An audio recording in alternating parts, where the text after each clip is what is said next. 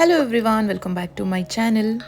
ಇವತ್ತಿನ ವಿಡಿಯೋದಲ್ಲಿ ಅಯ್ಯಂಗಾರ್ ಬೇಕ್ರಿ ಸ್ಟೈಲ್ ಸ್ಪೈಸಿಯಾಗಿರುವಂತಹ ಒಂದು ಸ್ಯಾಂಡ್ವಿಚ್ ರೆಸಿಪಿನ ಶೇರ್ ಮಾಡ್ತಾ ಇದ್ದೀನಿ.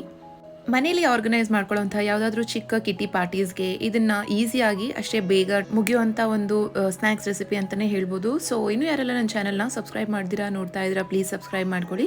ಸೊ ತಡ ಮಾಡೋದು ಬೇಡ, ಬನ್ನಿ ಹೇಗೆ ಮಾಡೋದು ಅಂತ ನೋಡೋಣ. ಸೊ ಮೊದಲಿಗೆ ಸ್ಟಫಿಂಗ್ ರೆಡಿ ಮಾಡ್ಕೋಬೇಕಾಗತ್ತೆ. ಅದಕ್ಕಾಗಿ ನಾನಿಲ್ಲಿ 4 to 5 ಟೇಬಲ್ ಸ್ಪೂನ್ಸ್ ಅಷ್ಟು ಆಯಿಲ್ನ ಆ್ಯಡ್ ಮಾಡ್ಕೋತಾ ಇದ್ದೀನಿ. ಆಯಿಲ್ ಸ್ವಲ್ಪ ಬಿಸಿ ಆದಮೇಲೆ 1/2 ಟೇಬಲ್ ಸ್ಪೂನ್ ಅಷ್ಟು ಸಾಸಿವೆ, 1/2 ಟೇಬಲ್ ಸ್ಪೂನ್ ಅಷ್ಟು ಜೀರಿಗೆನ ಆ್ಯಡ್ ಮಾಡ್ಕೋತಾ ಇದ್ದೀನಿ.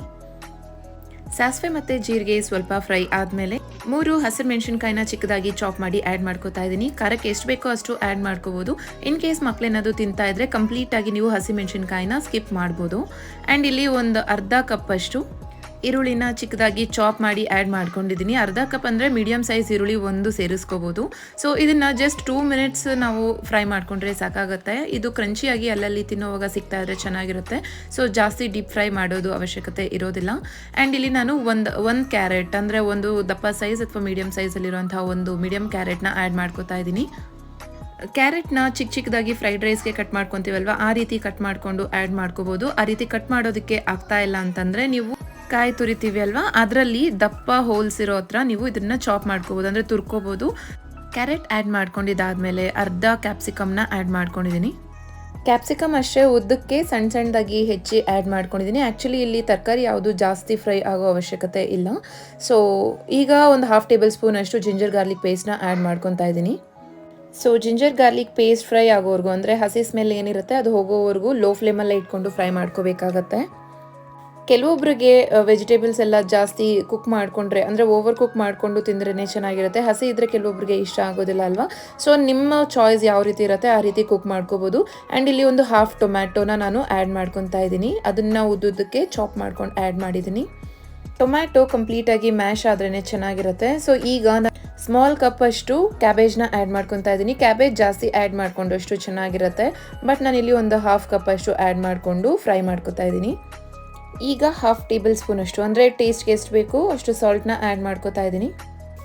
ಈಗ ಒಂದಷ್ಟು ಸ್ಪೈಸಸ್ನ ಆ್ಯಡ್ ಮಾಡ್ಕೋಬೇಕು.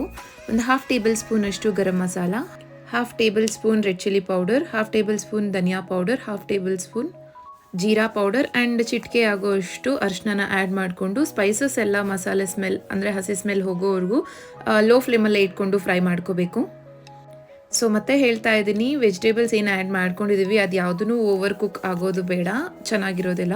ಸೊ ಈಗ ಚಿಕ್ಕದಾಗಿ ಚಾಪ್ ಮಾಡ್ಕೊಂಡಿರೋಂಥ ಕೊತ್ತಂಬರಿ ಸೊಪ್ಪನ್ನ ಆ್ಯಡ್ ಮಾಡ್ಕೊತಾ ಇದ್ದೀನಿ. ಎಲ್ಲ ಆ್ಯಡ್ ಮಾಡ್ಕೊಂಡಿದ್ದಾದಮೇಲೆ ಒಂದು 2 ಮಿನಿಟ್ಸ್ ಈ ರೀತಿ ಕೈ ಆಡಿಸ್ಕೊಂಡು ಸ್ಟವ್ ಆಫ್ ಮಾಡಿಕೊಂಡ್ರೆ ನಮಗೆ ಸ್ಟಫಿಂಗ್ ರೆಡಿ ಆಗುತ್ತೆ. ಸೊ ನೋಡ್ತಿರ್ಬೋದು ನಾನಿಲ್ಲಿ ಯಾವುದೇ ಥರ ಓವರ್ ಕುಕ್ ಮಾಡ್ಕೊಂಡಿಲ್ಲ ತರಕಾರಿನ. ಸೊ ನೀವು ಯಾವ ತರಕಾರಿನ ಬೇಕಾದರೂ ಆ್ಯಡ್ ಮಾಡ್ಕೋಬೋದು. ಲೈಕ್ ಜಾಸ್ತಿ ನೀರು ಬಿಡೋವಂಥ ತರಕಾರಿ ಒಂದು ಬಿಟ್ಟು ಬೇರೆ ಯಾವುದೇ ತರಕಾರಿನಾಗಲಿ ಚಿಕ್ಕದಾಗಿ ಚಾಪ್ ಮಾಡಿಕೊಂಡು ಆ್ಯಡ್ ಮಾಡ್ಕೋಬೋದು. ಸೊ ಈಗ ಸ್ಟಫಿಂಗ್ ರೆಡಿ ಆಗಿದೆ. ಬ್ರೆಡ್ನ ನಾವು ರೆಡಿ ಮಾಡ್ಕೊಳ್ಳೋಣ. ಬ್ರೆಡ್ಡು ಅಷ್ಟೇ, ನಿಮಗೆ ಸ್ಯಾಂಡ್ವಿಚ್ಗೆ ಬ್ರೆಡ್ ಬರುತ್ತೆ, ಅದನ್ನಾದರೂ ಯೂಸ್ ಮಾಡ್ಬೋದು, ನಾರ್ಮಲ್ ಬ್ರೆಡ್ನಾದರೂ ಯೂಸ್ ಮಾಡ್ಬೋದು. ಈಗ ಬ್ರೆಡ್ ಸ್ಲೈಸಸ್ಗೆ ಬಟರ್ ಅಥವಾ ಗೀನ ಸ್ಪ್ರೆಡ್ ಮಾಡ್ಕೋಬೇಕಾಗತ್ತೆ. ನಾನು ಒಂದೆರಡಕ್ಕೆ ಬಟರ್, ಇನ್ನೊಂದೆರಡಕ್ಕೆ ಗೀನ ಆ್ಯಡ್ ಮಾಡ್ಕೋತಾ ಇದ್ದೀನಿ. ಬಟರ್ ಮತ್ತು ಗೀ ಬೇಡ ಅಂತಂದರೆ ನೀವು ಆಯಿಲಲ್ಲೂ ಕೂಡ ಮಾಡ್ಕೋಬೋದು. ಆಯಿಲ್ನ ಕಂಪ್ಲೀಟಾಗಿ ಈ ರೀತಿ ಸ್ಪ್ರೆಡ್ ಮಾಡಿಕೊಂಡು ಕುಕ್ ಮಾಡ್ಕೋಬೇಕಾಗತ್ತೆ. ಸೊ ಗೀ ಸ್ವಲ್ಪ ಜಾಸ್ತಿನೇ ಆ್ಯಡ್ ಮಾಡ್ಕೋತಾ ಇದ್ದೀನಿ, ಎರಡು ಕಡೆ ಈವನ್ ಆಗಿ ಫ್ರೈ ಮಾಡ್ಕೋಬೇಕಾಗತ್ತಲ್ವ. ಸೊ ಹಾಗಾಗಿ ನೋಡ್ತಿರ್ಬೋದು ನಾನು 2 ಬ್ರೆಡ್ ಸ್ಲೈಸಸ್ಗೆ ತುಪ್ಪನ ಆ್ಯಡ್ ಮಾಡ್ಕೊಂಡಿದ್ದೀನಿ. ಈಗ ಸ್ಟಫಿಂಗ್ ಪ್ರಿಪೇರ್ ಮಾಡ್ಕೊಂಡಿದ್ವಲ್ವ ಅದನ್ನು ಈ ರೀತಿ ಫಿಲ್ ಮಾಡ್ಕೋಬೇಕಾಗತ್ತೆ. ಈಗ ಸ್ಟಫ್ ಮಾಡ್ಕೊಂಡಿರೋದ್ರ ಮೇಲೆ ಇನ್ನೊಂದು ಬ್ರೆಡ್ ಸ್ಲೈಸನ್ನ 1 on 1 ಥರ ಮೇಲೇ ಕ್ಲೋಸ್ ಮಾಡ್ಕೋಬೇಕಾಗತ್ತೆ. ಕ್ಲೋಸ್ ಮಾಡಿ ಈಗ ಇದನ್ನು ಫ್ರೈ ಮಾಡ್ಕೋಬೇಕು. ನೀವು ಬೇಕಾದರೆ ಸ್ಯಾಂಡ್ವಿಚ್ ಮೇಕರ್ ಇರುತ್ತಲ್ವ ಅದರಲ್ಲಾದರೂ ಇಡ್ಬೋದು, ಇಫ್ ನಾಟ್ ತವಾ ಮೇಲೆ ಫ್ರೈ ಮಾಡ್ಕೋಬೋದು. ಸೇಮ್ ಅದೇ ರೀತಿಯೇ ನಾನು 2 ಬ್ರೆಡ್ ಸ್ಲೈಸಸ್ನ ರೆಡಿ ಮಾಡ್ಕೊಂಡಿದ್ದೀನಿ. ಈಗ ಒಂದು ಪ್ಯಾನ್ ಮೇಲೆ ಬಟರ್ ಅಥವಾ ಗೀ ಅಥವಾ ಆಯಿಲ್ ನಿಮ್ಮ ಚಾಯ್ಸ್ ಪ್ರಕಾರ ಯಾವುದನ್ನಾದರೂ ಕಂಪ್ಲೀಟಾಗಿ ಸ್ಪ್ರೆಡ್ ಮಾಡಿಕೊಂಡು ನಾವು ರೆಡಿ ಮಾಡಿ ಇಟ್ಕೊಂಡಿರೋಂಥ ಬ್ರೆಡ್ ಸ್ಲೈಸಸ್ನ ಇದ್ರ ಮೇಲೆ ಎರಡೂ ಕಡೆ ಈವನ್ ಆಗಿ ಫ್ರೈ ಮಾಡ್ಕೋಬೇಕಾಗತ್ತೆ. ಮತ್ತು ಮೇಲೆ ಇರೋಂಥ ಬ್ರೆಡ್ ಸ್ಲೈಸಸ್ಗೂ ನಾನು ಬಟರ್ನ ಸ್ಪ್ರೆಡ್ ಮಾಡ್ಕೋತಾ ಇದ್ದೀನಿ.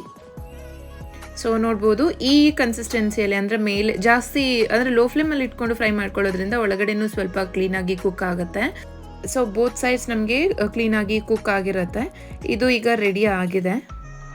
ಮೋಸ್ಟ್ ಆಫ್ ದ ಟೈಮ್ಸ್ ಮಕ್ಕಳು ತರಕಾರಿ ಎಲ್ಲ ತಿನ್ನೋದಕ್ಕೆ ಹೆಸಿಟೇಟ್ ಮಾಡ್ತಾರೆ ಅಲ್ವಾ. ಸೊ ಈ ರೀತಿ ಚಿಕ್ಕ ಚಿಕ್ಕದಾಗಿ ಚಾಪ್ ಮಾಡಿ ಒಳಗಡೆ ಫಿಲ್ ಮಾಡಿ ಕೊಟ್ಟರೆ ಅವ್ರಿಗೆ ಖಂಡಿತ ಗೊತ್ತಾಗೋದಿಲ್ಲ, ತುಂಬ ಇಷ್ಟದಿಂದಾನೇ ತಿಂತಾರೆ. ಸೊ ಒನ್ಸ್ ಈ ರೀತಿ ಟ್ರೈ ಮಾಡಿ, ಅದರಲ್ಲೂ ಈವ್ನಿಂಗ್ ಟೀ ಟೈಮ್ಗೆ ತುಂಬಾ ಚೆನ್ನಾಗಿರುತ್ತೆ. ಸೊ ಐ ಹೋಪ್ ನಿಮಗೆ ರೆಸಿಪಿ ಇಷ್ಟ ಆಗಿದೆ.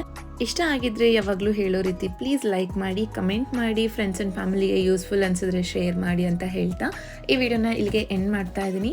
ಇನ್ನಷ್ಟು ಡಿಫ್ರೆಂಟ್ ರೆಸಿಪೀಸ್ ಜೊತೆ ನೆಕ್ಸ್ಟ್ ವಿಡಿಯೋದಲ್ಲಿ ಮತ್ತೆ ಸಿಗ್ತೀನಿ. ಅಲ್ಲಿವರೆಗೂ ಎಲ್ರಿಗೂ ಬಾಯ್.